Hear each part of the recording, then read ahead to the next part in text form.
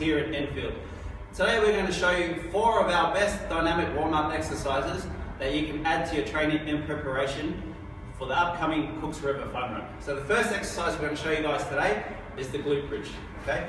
The glute bridge is going to help us activate our glutes. Okay? What we want to do is get our glutes to fire. Okay? Often a lot of people have tightness through the hamstrings when they run. That is because the function of their glutes isn't probably optimal. Okay, so what we're going to do is Jared's just set up down on the ground here. He's got his knees bent, back is flat against the ground. Okay, so what I'm going to get him to do first is contract his glutes. Okay, he's going to squeeze them. All right. Next thing he's going to do is he's going to drive his heels into the ground and lift his hips up. Okay, he's going to hold that for 10 seconds. Okay, keeping that contraction.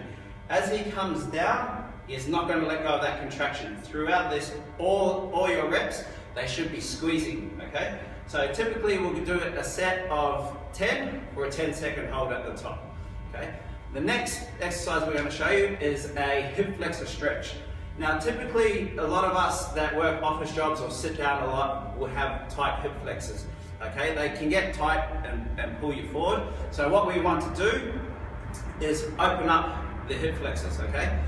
So what Jared's done here is he's set up for 90 degrees there, 90 degrees at the front, with his hands on his lower back, okay? So he wants to keep that so his back stays in a nice neutral position. What he's going to do is he's going to push himself into the stretch, hold that for 2 seconds, and then he's going to come back out of the stretch, okay? You'll feel that stretch as he goes in, coming down the front here. It'll be a very nice stretch there, okay? This is just going to help us mobilize the hip flexors, okay? So that when we're running, we can basically get full range of motion. Okay, the next thing that we're going to focus on is called a squat to stretch. Now, you're going to get two types of stretches here. We're going to get one in the hamstring, okay? As he comes down, he's getting a big stretch through the hamstring. He's going to lower himself in, and he's going to get an adductor stretch because both of his elbows are pushing out against his knees. So he's opening up his hip girdle, okay? So he's going to get a greater function of the hips as he's running. So typically we'll do a set of 10. So he's just going to come back up and then back down. At the bottom, hold for 2 seconds. Make sure that your chest is nice and proud, okay? And then that is the squat to stretch.